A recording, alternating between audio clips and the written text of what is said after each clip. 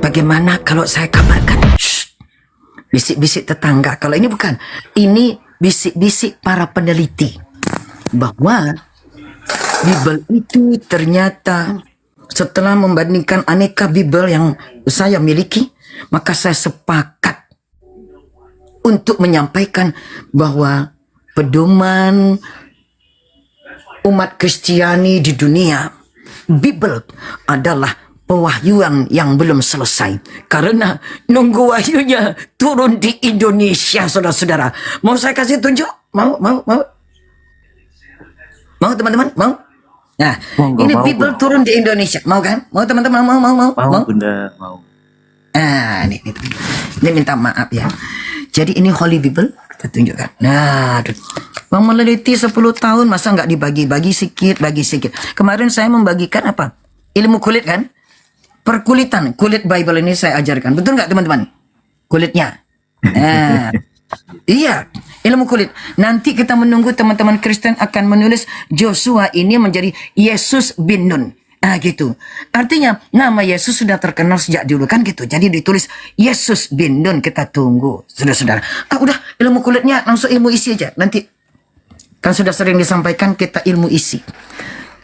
Ilmu isi menuju yang pertama kali dari New Testament, yaitu yang membajak Mbah Markus seharusnya taruh nomor 1, tapi Om Matius taruh nomor 1. Kenapa? Hepeng. Om Matius banyak memberi hepeng untuk Roma. Hepeng duluan. Hepeng. Mbah Markus orang tua, sepak saja, terjang saja. Ajaran kasih. Kenapa orang tua tidak? Udah ini nggak ada uangnya. Tendang aja Markus nomor 2 aja. Wes. Jadi Matius, teman-teman, Matius 17. Ini serius, Bang Slow. Bang Zen, kita serius nih. Serius ya? Siap. Siap. Saya mau mengabarkan kabar baik bahwa telah turun wahyu Bible di Indonesia. Dikarenakan Matius 17 dan yang lainnya. Tapi yang enaknya yang 17. Kenapa saya suka yang 17 ini? Kan Indonesia merdeka 17-nya yang saya suka gitu loh. Yang lainnya banyak, tapi ngambil 17 ya. Yang cinta bangsa, cinta negara. Kan gitu. Kata Bang Singagun Basir, yang keluar dong nggak kuat karena mengalami geger otak. Setuju. Ya, betul ya, Matius 17. Betul ya, 17 ya. Matthew Asal 17. 17. Ya, 17, betul. Sweet 17, cakep. Maka saya turun, saudara-saudara terkasih. Tolong diketik huruf Y kalau emang betul. Bang Kucang, betul ini angka 19 Bang Kucang. Nih, ketik Y ya. Y. Betul ya, ketik Y, 19. Y. Bawahnya angka 20, betul 20. Y lagi. Siap. Kemudian ya, siap-siap teman-teman. Inilah jurus kungfu, namanya kutu loncat di padang gurun masuk ke danau karena dikutuk Yesus. Loncat 22. Duh. Kok gimana ini? Setelah meneliti saudara-saudara, akhirnya saya tahu mengapa orang bule tidak mencantumkan nomor 21. Karena menunggu wahyu itu turun di Indonesia. Maka turunlah wahyu di Indonesia. Tidak pakai Jibril alaihissalam, nggak pakai malaikat, nggak pakai baginda Yesus, tapi turunnya di dinding LAI. Namanya wahyu turun gremet dari sini. Di dinding LAI turunlah wahyu yang gremet. Wes rampung ora. Itu turunnya dengan kualitas gremet namanya saudara-saudara. Kualitas wahyu turun di LAI di Indonesia, kualitas gremet. Kenapa? Nggak ada Roh Kudus, malaikat Jibril nggak ada. Itu nggak ada. Jadi turun gimana? Turunnya melorot langsung. Modar. Jangan panjang kali lebar, Bu. Nanti teman-temannya pada bingung. Enggak, teman-teman menikmati. Coba saya tanya, Bang Slow Profil menikmati? Ngerti maksudnya wahyu gremet? Enjoy. Ngerti Bunda? Enjoy, Tiba-tiba menikmati, enjoy. mak bedunduk, Lanjut, mak lanjut, bedunduk, lanjut, mak lanjut, Bunda. bedunduk, Dah sedengar itu, dah sedengar longor itu ah. Nah, itu Lanjut, kata lanjut, Bang, lanjut. jangan tanya. Lanjutkan, masa saya dipotong menceritakan wahyu. Ternyata Bible memang belum selesai pewahyuannya. Nunggu turun di mana teman-teman? Indonesia. Indonesia. Makanya di Indonesia baru ada abang-abang. Di luar negeri yang saya punya ini nih. Nggak ada. Coba, ulang lagi. Matius 17. Merdeka lo, merdeka. 17. 19. Ada kan teman-teman? Bang Selo ada ya? Ada ya? Nomor 20? Masih ada. Masih ada. Sudah tuh ngapa? Loncat. Nah, ini jurus monyet. Loncat ke kolam. Jurus kata berenang Bun. Kata berenang. Dapatlah angka 22. Oh, jurus tupai. Tupai gitu. Tupai meloncat jatuh di Ya. WE-nya monyet. Wah, ya gitu dia. Jurus tupai. 22 ya. Jadi rupanya saudara-saudara terkasih, ternyata saudara-saudara kita di luar negeri memang menunggu pewahyuan untuk melengkapi Bible turun di suatu negara kepulauan yang 17.000 pulaunya. Wajar ternyata. Ini betul-betul nubuatan saudara-saudara. Matius 17 turunnya di kepulauan yang luar biasa. Nggak tanggung-tanggung turunnya di negara yang 17.000. Matius berapa? Matius 17. Pasalnya dari 19 ke 20 masih oke. Masuk 22 ternyata. Wes loncat bablas, loncat 22. Hebat Indonesia punya wahyu turun. Gimana Bang Gucang? Apakah Indonesia pantas untuk turun? Pantas. Nah, uang Matiusnya 17. Merdekanya 17 Agustus. Pulaunya 17.000. Lah ya cocok tuh Bang Selo profil. Coba tepuk tangan dulu gimana untuk Indonesia. Tepuk tangan. Plak. Nah, nanti kita nomor 17 dulu. Yang lainnya insya Allah nanti menunggu. Nah, itu. Gimana singa gurun pasir? Gimana? Pandangan abang jantan. Abang jangan tanya, kalau disingkat jadi jantan. Silakan abang jangan tanya, silakan. Kemudian abang jadi gini, jadi gono. Gimana abang jadi gono? Prevent, ke prevent. Gimana tuh? Gimana abang kami? Oh bingung, bukan bingung. Mereka itu merenung, Bang. Berzikir.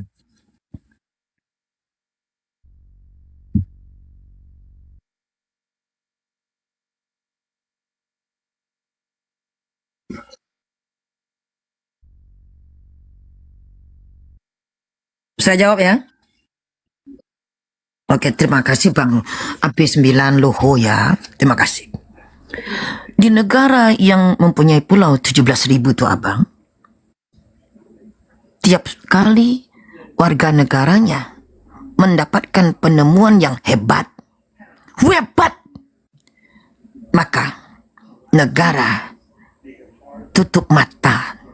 Contoh, warga Kristen, ya, nggak usah saya sebutkan namanya, Dr. X. Anda pasti tahu semua. Zaman Bapak Presudung Jukuwung, JKV. Karena kalau W itu kadang-kadang dibaca V. Ya. Menemukan vaksin. Sebelum vaksin dari negara barat masuk, ditilep. Tidak boleh. Walaupun dia dokter Kristen, saya salut. Tetapi untuk negara yang 17 merdeka, 17.000 pulaunya ditilep. Kemudian lagi, seseorang sebutkan namanya, kebetulan gelarnya Nasution. Nasution apa? Anda tidak perlu tahu. Dia menemukan suatu reaksi logam yang dahsyat tidak bisa mendapatkan hak paten. Ditilep. Nah, lagi. Seorang mahasiswa Indonesia, penemu. Nama mahasiswa ini kalau tidak salah Muammar. Dia mahasiswa Indonesia di Jepang. Dialah penemu 4G. Gak dia apa-apain sama pemerintah Indonesia. Kenapa? Jika penemunya adalah bangsa Indonesia yang mayoritas Muslim, akan terbawa mayoritas Muslimnya. Dan itu tidak boleh. Tidak boleh. Biarlah bangsa yang mayoritas Muslim ini jadi pemakai aja. Pemakai aja. Supaya apa? Nggak nampak mayoritas Muslimnya. Tidak boleh. Nah gitu. Kalau penemuan yang akan dipakai nanti di negara lain menjadi barang tiap hari, 4G dipakai tiap hari. Apakah dielulukan? Saudara, sebagai anak bangsa, saudara menunjukkan luar biasa ini. Coba saudara lakukan lagi riset yang berkaitan dengan ini yang bisa membuat Indonesia menjadi lebih wow. Enggak. No. Tidak. Cuma sekedar bangga saja disebut namanya sudah. Dan ada banyak penelitian lainnya yang untuk mendapatkan hak paten. Abang Nasution ini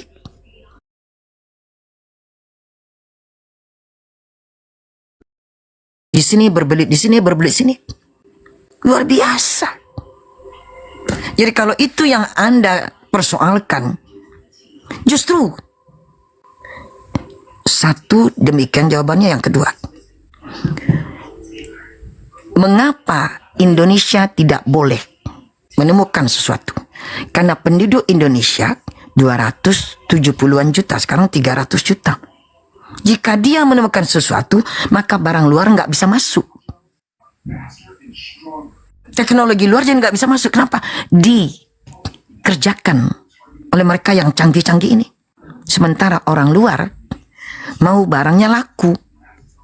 Ya sudah. Sekarang kita ini membuat lakunya barang luar.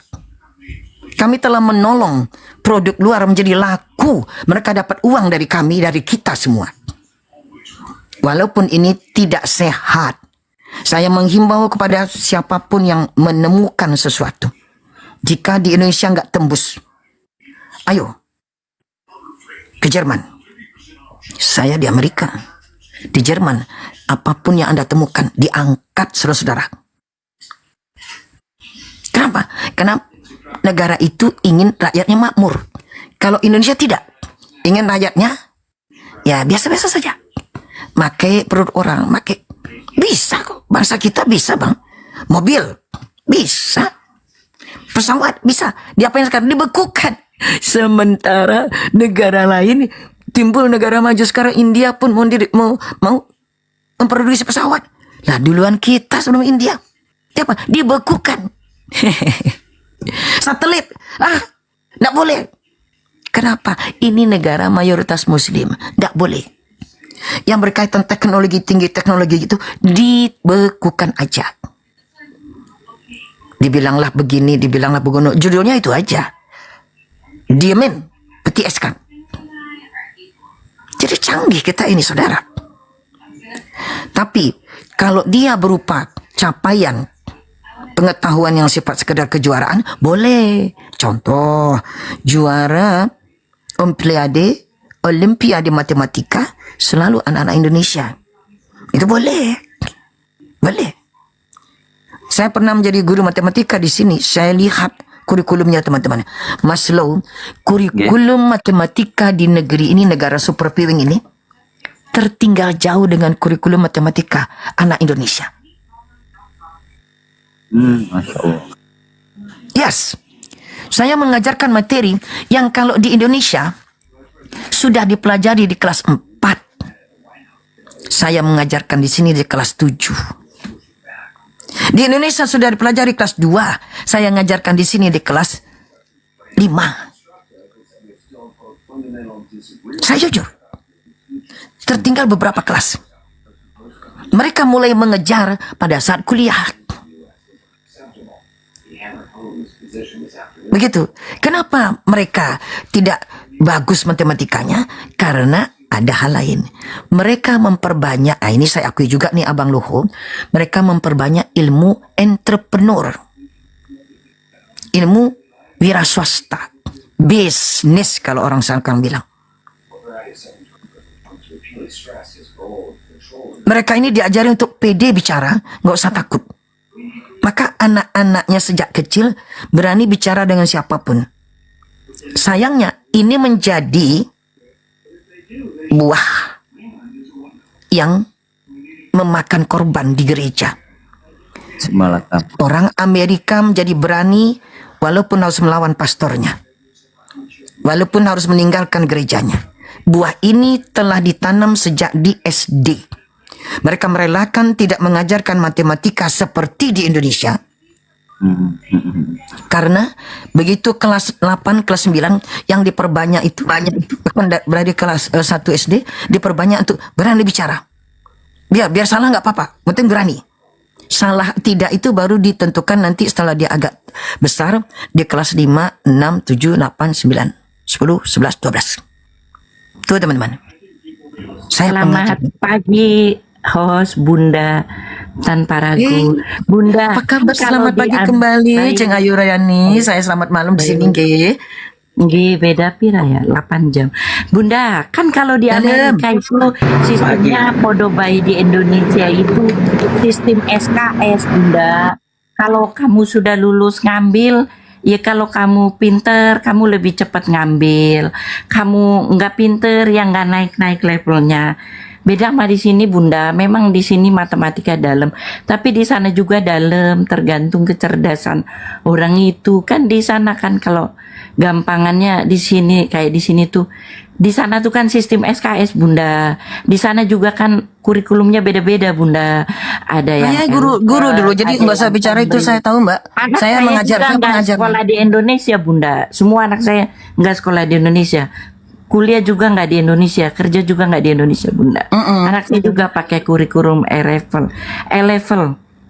Sekarang waktu senior high schoolnya pakai H2 A-level itu Bunda. Jadi Iya. ya beda lah Bunda.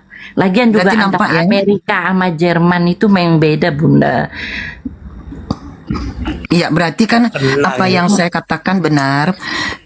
Tapi secara kurikulum dalam pengajaran, kalau di sini ada orang yang tidak paham dengan misalnya bahasan kurva. Ya teman-teman. Kurva itu Maka apa? Geometri. ya. Tapi kalau Kalau pada di Bunda, anak awal, aku dia SMP, masuk Bunda. kepada aljabar. Kalau di awal sampai dengan Anakku di Indonesia dulu ya SMP ya. Matematika tuh ada 5 Bunda bukunya. Kalau aku apalagi aku orang dulu ya. Aku bahasa Indonesia tuh ada 6 bukunya loh Bunda. Nih bahasa 6 Indonesia ya. Ada menulis, membaca, kosakata, pragmatik. Jadi kalau membaca setelah koma artinya apa itu fungsinya membaca. Menulis itu artinya di mana eksposisi, di mana deskripsi, di mana itu alur maju, alur mundur kayak gitu ya. Kayak matematika itu tadi geometri sendiri, aljabar sendiri, aritmatika sendiri gitu kan ya. Sama Bunda di luar negeri juga begitu. Kalau lulus matematika 1 yang ngambil matematika 2. Suamiku sekolahnya di Indonesia ya. Aku ya orang Indonesia, sekolah di Indonesia. Hidup mending aja anakku baru keluar. Di Indonesia juga begitu ya. Alhamdulillah di Indonesia juga begitu Bunda, sama di sana siapa yang pinter itu ya akan maju Bunda. Kebetulan anak aku kuliah hampir semua temannya pemenang Olimpiade Bunda, Olimpiade internasional matematik Olimpiade Bunda, sampai kerja Ya, pun alhamdulillah. temennya itu semua. Nah makanya sama Bunda di sana juga hebat. Di Kucang sini juga dengerin hebat. Kucang. Ya, alhamdulillah. Baik, terima kasih teman-teman. Tapi yang saya lihat dan kami berbicara dengan para penentu, ya, boarding tiap sekolah itu ada manajemennya. Manajemen ini sebagai boarding komite yang mengatur sekolah tadi. mengakui bahwa orang Maaf ya Bunda, Asia aku sambil dalam pamit Bunda. Aku Betul bukan apa? mau pamer, aku Betul aku apa? menjelaskan podo bae nang kono nang kene podo bae tergantung bocahe ngono lho. Aduh aku kakak iparku udah datang. Saya Mbak. Mbak. Monggo ndereke Oh, kakak iparku udah ndereke Bu datang. Arianti monggo ndereke monggo. Izin saling follow, saya siap untuk di follow dan siap untuk memfollow nggih. Jadi teman-teman, apa yang disampaikan Ibu Rianti ternyata ada benarnya yang saya sampaikan bahwa orang Indonesia, anak-anak Indonesia seringkali menjuari Olimpiade Internasional Matematika. Nah, kalau di Barat memang kurang dalam hal matematika. Kenapa? Mereka kan tinggal pakai kalkulator, tinggal ini. Nah, kalau nggak ngerti kurva, sekarang tinggal AI. Ternyata di Barat itu pendalaman tentang matematika itu nggak perlu banyak-banyak. Beda di Indonesia. Aspek yang saya ajarkan di kelas 4, sementara di Indonesia sudah mendapatkan pengajaran itu tadinya di kelas 2. Begitu. Kenapa? Karena di Amerika satu bab dipelajari itu dikembangkan lebih dahulu. Ini nggak masuk kepada hal yang lain. Orang-orang dipicu untuk menemukan dan mereka harus berani mengatakan pandangannya. Ini tumbuh luar biasa. Walau kalau kita tidak bersiap-siap, kita akan melihat anak-anak jadi sering terlihat seperti kurang ajar kepada gurunya. Berani menyampaikan apapun pada gurunya, kadang nggak pakai sopan, permisi Bu Guru, itu tidak dilakukan langsung. Ma'am, I think bla bla bla bla bla, langsung seperti itu. Kalau kita di Indonesia, permisi Bu, izin bertanya boleh? Saya punya pendapat yang berbeda. Ya ngomongnya harus kayak begitu dulu. Kalau di sini tidak. Dan itu terbawa. Tapi begitu tiba di Kongres, Wakil Rakyat menghidupkan kembali tata sopan santun. Yang di sekolah tadinya banyak dimaafkan kalau anak tidak melakukan. Itu hanya ada di dalam kaidah. Tapi anak-anak dimaafkan. Sehingga anak-anak tidak dibiasakan. Karena ada pembiaran. Tidak apa-apalah. Sehingga setelah dewasa, banyak anak-anak terkejut ketika harus mengatakan begini. Orang Barat sekarang mempersilakan orang gini loh teman-teman. What do you think? Loh, saya kaget loh. Ini cara Indonesia ini. Jadi mereka mengambil apa yang kurang, diambil dari timur. Kembali pada ini. Apa yang dibiasakan tadi, ternyata berbuah di mana mereka sampai besar, akan bertemu pendapat dan gak akan mundur sedikit pun kepada pastor-pastornya. Sehingga banyak gereja ditinggalkan orang. Teman-teman sudah tahu saya sering menyampaikan datanya. Minimal 10.000 gereja ditinggalkan orang di Amerika setiap tahun. Untuk sejak COVID-19 dari tahun 2019 hingga sekarang ya tahun 2026 baru masuk 2025 data yang sudah masuk itu berarti sekitar 5 tahun 2020, 21, 22, 23, 24, 25 masuk 25. Tentu yang terjadi 25 baru masuk nanti di 2026. Berarti ini 5 tahun pencatatan. Itu untuk website loopnet.com. Loopnet teman-teman. Loopnet.com mempunyai pelanggan yang mendaftarkan gereja mereka untuk dijual for sale. Loopnet dijual gerejanya untuk website loopnet.com sudah mengantongi 100.000 gereja dijual. Ini teman-teman. Sekarang riset tentang berapa banyak orang yang mengakui Yesus adalah Tuhan. Tuhan kedua. Tuhan ketiganya Roh Kudus. Universitas Kristen Arizona tahun 2024 meneliti hanya tinggal 16% dari orang yang mengaku menuhankan Yesus. Nggak sampai seperempatnya. Kalau seperti ini, wajar jika kita melihat bejibun gereja cantik-cantik, indah-indah. Banyak orang kaya di Amerika, tapi tidak mau menyisihkan kekayaannya untuk membeli gereja. Mungkin karena bingung kalau orang kaya itu membeli satu gereja. Bagaimana orang akan nuntut lagi? Masih ada 5.000 gereja, ya habis juga uangnya kan? 5.000 gereja, lalu ini 100.000. Sehingga orang kaya-kaya itu tidak mau mengaktifkan kembali gereja ini. Walaupun cuma sekedar jadi tempat tinggal.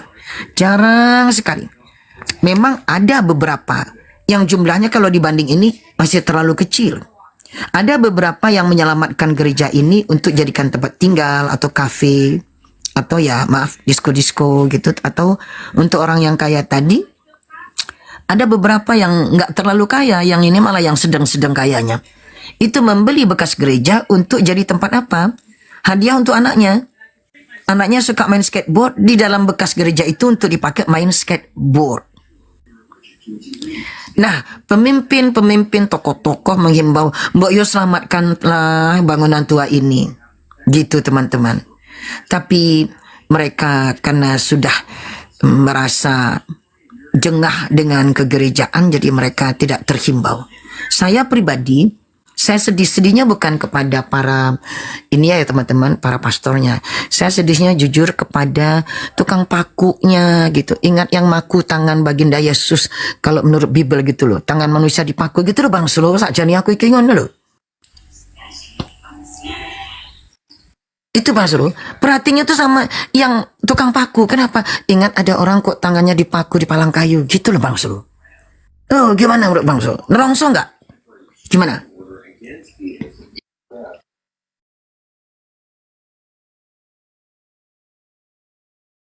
Betul sekali Bang Nasir, betul. Bukan 2 kali Bang Nasir, itu sudah 4 kali. Ada 2 kali tadi sebelum Bang Nasir Bang Nasir Bang Nasir Bang Nasir Bang Nasir Bang Nasir di tempatnya Bang Fikhalaya. Bang Zulfahmi Basa, Masya Allah. Iya Bang. Monggo Bang bergabung. Bang Tiger, gimana? Assalamualaikum Abang kami. Gimana pandangan Bang Slow setelah saya nyampein? Oh, ya, kalau pandangan saya sebagai orang di luar punya, apalagi nggak mengetahui budaya di sana, terkesan naik apatis gabung Bang gitu Nasir. orang-orang mereka ini. Iya. Jadi kalau tentang SKS betul kata Mbak Arianti. Betul, saya kan menciptakan yang di dalamnya. Di dalamnya. Dan orang Amerika sendiri mengakui. Serta tadi dari pengalaman Ibu Arianti juga mengakui. Beliau dekat dengan para pemenang Olimpiade Internasional Matematika. Rata-rata memang orang Asia, terutama dari Indonesia. Sampai kita punya anak ya di Indonesia itu yang menjuari Olimpiade Matematika, sampai juara Olimpiade itu 19 dia capai. Waduh, lebih banyak meraih kejuaraan Olimpiade Internasional daripada umurnya. Umurnya baru 14, tapi sudah 19 kali memenangkan Olimpiade Internasional Matematika. Anak itu kebetulan pakai kerudung. Lali saya namanya. Mungkin bisa dicek nanti Bang Selo nih rajin ngecek ini. Awan Bang. Kalau soal Oh ini dapat SMS nih kata Bang Fikalaya barusan ketombak Bun. Tapi yang kali terakhir ketombak itu udah 2 kali loh. 2 kali yang di roomnya. Jadi 3 kali yang akun saya Bang Nasir. 2 kali dia langsung nombak komalnya. 3 kali saya saja. 2 kali komalnya. Jadi 5 kali sudah. Tapi enggak apa-apa, namanya perjuangan ya Bang Slo Profil ya. Harus. Gitu Bang Slo. Gimana pandangannya Bang Slo ini? Ternyata ada wahyu dalam Bible yang turunnya di mana teman-teman? Nunggu Bisa nunggu lewat. turun di Indonesia. Jadi mungkin Bu 1974 baru Arianti, lengkap, Bun. iyalah 74. Astagfirullah ya Allah. Iya Bang Nasir. Udah turun otenya, Bun. Iya, Bang Nasir yuk naik kita ngobrol sini. Pasti Bang Nasir tadi melihat bagaimana ini ya suasana. Ya kita ramaikan di sini. Mudah-mudahan nanti kapan-kapan kita di sini. Ya saya ini kan tergantung yang manggilnya kalau duluan yang mana ya Bang Selong ya. Sirain kono. Insya Allah. Kadang-kadang sempat ketemu bareng sama Bang Selong, kadang enggak. Monggo Bang Nasir, monggo, masya Allah, masya Allah. Oke, Bunda, izin Bunda. Oke. Mau bertanya terkait syubhat teman-teman Kristen banyak yang Wah, bahaya ini. memakai teknis ini Divide et Impera antara Rasulullah Muhammad dengan ayat Al-Quran yang itu sebetulnya nggak ada korelasinya di dalam surah An-Nur ayat 51, Bunda. Dan sami'na wa ta'na kan di situ kan. Surah 24 ayat 51. Apa yang difitnahkan abang kami? Jadi kalau orang Islam yang harusnya Islam kata mereka tuh harus mengikuti Al-Quran, tetapi mereka mengframing bahwa ternyata Rasulullah Muhammad ini berbeda dengan ajaran Al-Quran dengan framingan yang secara eskatologis bahkan secara historis itu memang apa ya, ajaran para nabi sebelumnya itu ya sama, tidak berbeda, hanya saja ada teknis-teknis yang dipersoalkan oleh mereka yang di framing seolah-olah Nabi Muhammad ini berbeda dengan risalah kenabian sebelumnya. Ya simpelnya mencium batu Hajar Aswad gitu, Bu. 51 kan? Iya. Ah, gabrol itu. A'udzubillahi minasyaitonirrajim. Bismillah. Innama kana qaulal mu'minin. Ya. Teman-teman, saya bacakan Quran. Maaf tadi cepat-cepat ta'awuznya. Sekarang baca ta'awuznya benar-benar. A'udzu billahi minasyaitonir rajim. Aku berlindung kepada Allah dari godaan syaitan yang terkutuk. Bismillahirrahmanirrahim.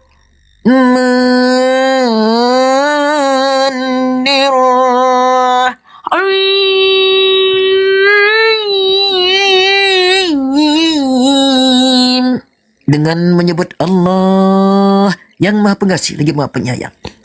Oh, ada abang Ustaz. Ayat ini yang fitnah. Warahmatullahi wabarakatuh, Bunda. Waalaikumsalam. Warahmatullahi wabarakatuh. Monggo abang Ustaz. Ini saya dapat laporan ayat ini difitnah. Saya nih akan bacakan maknanya, nanti kita tanya apakah makna yang saya bacakan itu menyimpang, karena ada Ustadz Miftah di sini. Tepat waktu banget nih Imam Qadarullah ini. Nah kok baru buka ayat ini langsung Ustadznya datang ya teman-teman. Nah Ustaznya baik tua ya apalah ya. Oke. Masya Allah, luar biasa. Ahlan wa sahlan ya abang dan Miftah. Masya Allah. Ya, tak wakit, Bun.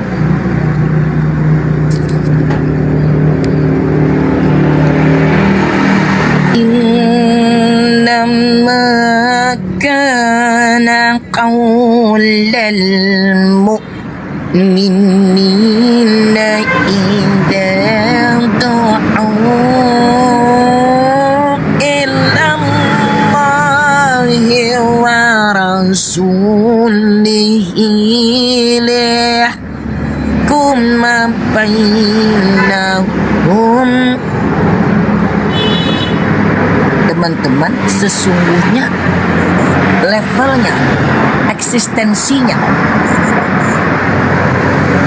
qaulal mu'minina, perkataan orang-orang mukmin itu levelnya apabila diseru kepada Allah dan Rasulnya kaum mukminin itu, ya termasuk kepada Rasulullah. Jangan dipelintir di sini. Oh, dikira kami nggak tahu bagian mana mau kalian pelintir. Liyahkum bainahum, supaya dia Rasulullah. Nih, hi-nya di sini Rasulullah. Nabi Muhammad, Rasulnya Allah. Supaya Rasulnya Allah tadi menghukumi perkara di antara mereka. Ya, jadi level kualitas dari kaulannya orang-orang yang beriman, perkataan orang yang beriman tatkala mereka diseru kepada Allah dan Rasulnya, ya kepada Nabi Muhammad, untuk atau agar dia sang Nabi Muhammad tadi menghukumi perkara di antara mereka. Apa kadarnya? Nah ini ini menunjukkan kadarnya yang tadi kana di sini dijawab dengan an. Apa? Yakni yang qulu sami'na wa ata'na. Jawaban mereka adalah kami telah mendengar dan kami taat. Kami telah mendengar, kami dengar, kami taat. Wa ulaika humul muflihun.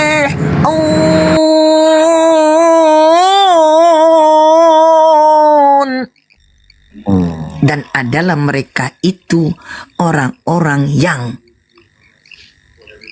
menang, berjaya. Melintir dari mana?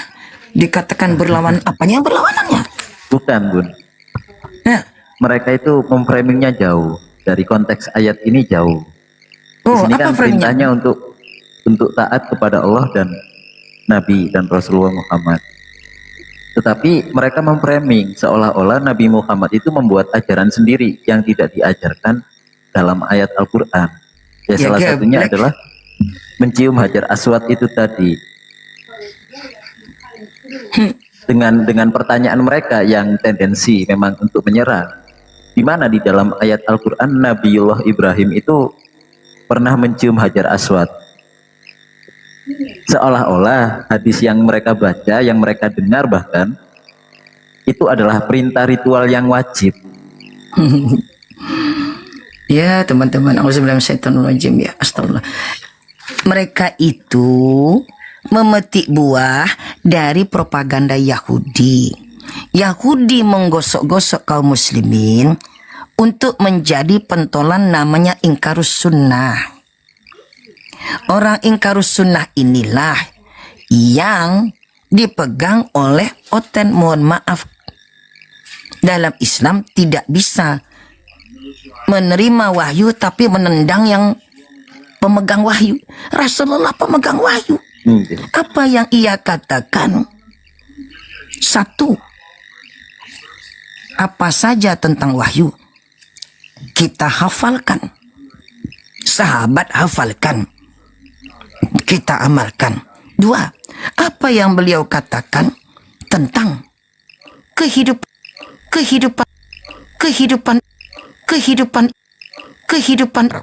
Hajar Aswad, lalu beliau melakukan untuk meletakkan wajahnya dekat Hajar Aswad.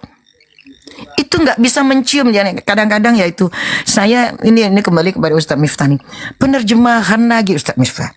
Yang namanya mencium itu bibir ini kena ke dasar batu hajar. Nggak bisa loh. Gimana mau kena? Tapi tetap diterjemahkan mencium. Nah ini kan kurang tepat. Coba kalau saya mencium ini kan Yang namanya mencium itu, kalau menurut arti mencium, ya bibirnya kena ke sini. Sayang. Lo nggak bisa bibirnya mau kena namanya Hazrat Aswad itu kan ngecembong itu ya Ustaz Miftah ya. Gimana bisa dicium? Coba kalau saya mencium suami, tentu saya mencium bibir saya nempel ke pipinya. Bibir saya nempel ke pipinya. Bibir saya nempel ke pipinya. Itu yang dasarnya.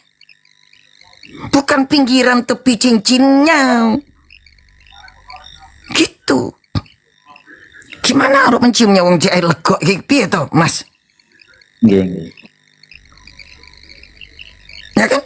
Jadi ketahuan. Siap abang, apakah Yesus Tuhan? Jadi ketahuan memang perkara terjemahan ini termasuk perkara yang akhirnya menjadi serius ya Ustaz Miftah ya. Saya sebagai orang yang menemukan anehnya penerjemahan dari Departemen X. Ustaz Miftah, kemarin Pak Dani dari Departemen Agama, dulu teman di Zoom, saya waktu di Zoom nggak tahu kalau beliau itu waktu itu masih aktif sebagai KUA Departemen Agama. Rupanya beliau sudah berupaya dari dalam untuk menegur tentang mencetak Quran ini Ustadz Miftah, abang-abang. Jadi ada kong-kalingkong. Yang saya analisa dengan informasi dari Ustadz Dani yang adalah orang internal Departemen Agama dulunya, ya ketemu. Saya ini dulu pernah waktu di Jakarta, saya mengunjungi percetakan. Ya saya nampak betapa banyaknya percetakannya, satu ruangan besar teman-teman. Bunyi mesinnya ketak, ada yang macam-macam. Orang bekerja. Jalan sendiri mesinnya. Karena saya mau bertemu dengan yang bagian pencetakan Quran. Jadi saya ini riset yang saya lakukan udah lama teman-teman. Terus kalau untuk Quran 20 tahun tentang percetakan. Karena dapat infonya tuh lambat gitu. Sampai 20 tahun baru dapat sedikit. Kalau Bible yang ini, yang Bible bule, yang Bible di negara kafir ini 10 tahun. Tapi kalau Kristologi dari tahun 85 sampai 1999. Gitu teman-teman. Nah, teman-teman, saya masuk, saya cari pengurus, ketemu petugas kantornya ya. Lalu kata petugasnya, Ibu orangnya tidak tugas sekarang, dia tugasnya shift malam. Oh iya, datanglah saya malam. Datangnya saya sudah jam 6, tiba di situ ya, nunggu di situ teman-teman. Nah orangnya datang, kira-kira seperti itu, ngobrol. Lalu iseng saya longok lagi ke dalam sambil bertanya. Saya bertanya santai aja. Jadi Pak, ini lagi mencetak. Iya Bu, kami shift malam untuk Al-Quran. Hah? Shift malam mencetak Quran. Pada siangnya saya melihat dan itu petugas mengatakan mereka mencetak surat kabar X, yaitu surat kabar yang isinya banyak gambar-gambar porno yang sangat banyak, lebih banyak pornonya daripada berita-beritanya. Waduh, coba teman-teman bayangkan, siang hari mencetak gambar porno, surat kabar yang isinya aneka berita, dan tentu namanya surat kabar teman-teman. Kebetulan ini surat kabar yang memasukkan gambar-gambar yang endohoi begitu. Mesin yang sama di malam hari dipakai untuk mencetak Al-Quran dan terjemahannya. Inna lillahi wa inna ilaihi raji'un. Itu temuan saya di lapangan. Informasi dari Ustadz Dani, rupanya untuk mencetak Quran ini, Ustadz Miftah, abang kami, Bang Slow dan abang semuanya, Bang Haji Zen, Bang Kucang, Bang Tiger, rupanya tergantung yang menang tender. Pemenangnya pemilik percetakan yang Kami bisa menyiapkan ini. Yang satu menawarkan kami akan dapat melakukannya dalam waktu 4 bulan. Biayanya segini. Biaya produksi segini. Jumlahnya 4 bulan bisa 100.000 eksemplar. 100.000 kopi. Yang perusahaan ini begini. Kalau departemennya, menterinya atau minimal kepala bimasnya menginginkan lebih cepat lagi, maka dia ya menghubungi lagi orang lain. Nah, karena dia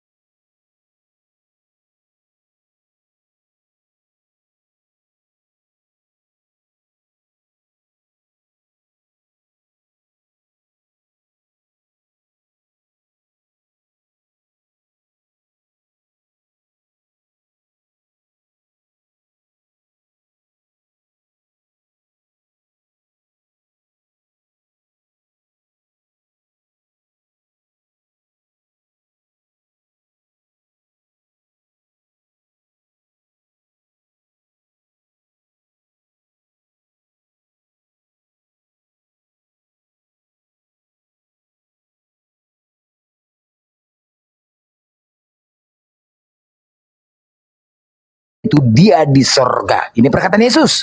Jangan kamu nyebut Bapa. Kembali lagi 1 Korintus 4 nomor 15. Sebab sekalipun kamu mempunyai beribu-ribu penduduk dalam Kristus, kamu tidak mempunyai banyak Bapa. Karena akulah yang dalam Kristus Yesus telah menjadi Bapamu. Jedar. Sudah? Nah, Oke. Benar kata Yesus. Karena di 1 Korintus 4 ayat 15, Paulus ini cuma mengajar. Dialah Bapak rohani. Dia memperkenalkan siapa Yesus itu. Begitu. Dia mengajarkan Injil yang dibawakan oleh Yesus Kristus. Dia teruskan, dia mengajarkan, dia menyampaikan Injil-Injil yang dari Tuhan Yesus Kristus. Bukan dia menyesatkan, tetapi dia mengajarkan Injil-Injil yang disampaikan oleh Yesus Kristus tersebut. Jeder, selamat datang di kebenaran. Terima kasih. entah mana pun kebenarannya salah juga. Lo udah salah menjedar-jedar aja lagi kayak pintu aja. Udah salah menjedar-jedar aja. Apa? Apa aja lu tenten anak monyet. Entah mana. Bisa-bisanya anak monyet jedar apa lagi. Jadi sekali lagi ya. Nah, ini tadi kita buktikan. Jadi jawabanmu yang pertama yang sangat jelas sekali ketika Yesus mengatakan waspada supaya orang yang menyesatkan